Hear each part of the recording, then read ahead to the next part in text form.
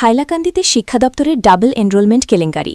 হাইলাকান্দি জেলায় শিক্ষা দপ্তরে বড়সড় দুর্নীতির অভিযোগ সামনে এসেছে। অভিযোগ, ডাবল এনরোলমেন্টের মাধ্যমে একই ছাত্রকে সরকারি ও বেসরকারি দুই স্কুলে দেখিয়ে কাগজে ছাত্রসংখ্যা বাড়ানো হচ্ছে।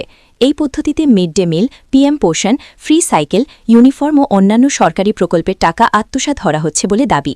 অনেক অস্বীকৃত বেসরকারি স্কুল স্বীকৃত স্কুলের ইউডিআইসি কোড ব্যবহার করে ছাত্রদের সরকারি রেকর্ডে ট্যাগ করছে বলেও অভিযোগ।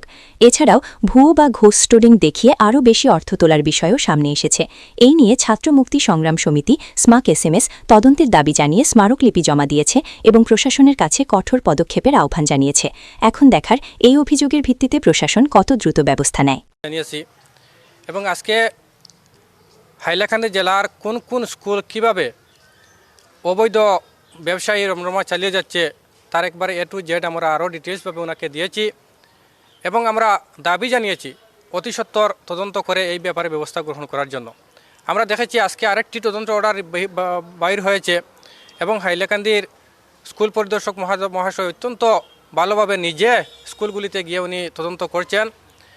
কিন্তু আমরা দেখেছি বিগত প্রতিবারই আমরা বিভিন্ন স্কুলের যে অবৈধ রমরমা ব্যবসা আজকে শিক্ষাকে ব্যবসায়ী যে একটা ব্যবসায়ী রমরমা হিসাবে আজকে পরিগণিত করা হচ্ছে, সেই ব্যাপারে আমরা প্রতি বছরই হাইলাকান্দির যে সময় যে স্কুল পরিদর্শক থাকেন বা ঊর্ধ্বতন কর্তৃপক্ষকে আমরা অভিযোগ দিয়ে থাকি, কিন্তু দুর্ভাগ্যবশত কোনোবারই আমরা তদন্ত করা হয় কিন্তু তার ফল আমরা পাই না। কিন্তু এইবার আমি কৃষক মুক্তি সংগ্রাম সমিতি এবং ছাত্র মুক্তি সংগ্রাম সমিতির পক্ষ থেকে দায়িত্ব নিয়ে বলছি, এইবার আমাদের আন্দোলন হবে শেষবারের আন্দোলন। হাইলাকান্দিতে প্রাইভেট স্কুল নিয়ে আর কোনো আন্দোলন হবে না।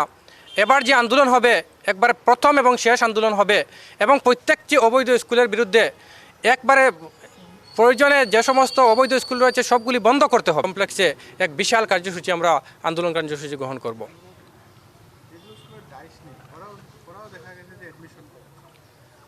অন্য স্কুলের ডাইস সরকারি স্কুল বা অন্য স্কুলের ট্যাগিং করে ব্যবহার করা যেটা সম্পূর্ণ অবৈধ, এর বিরুদ্ধে যেসব স্কুলে সরকারি স্কুলে এইসব কাজকর্ম করে যাচ্ছে এদের বিরুদ্ধে ব্যবস্থা কেমনকি মামলা পর্যন্ত করা প্রয়োজন।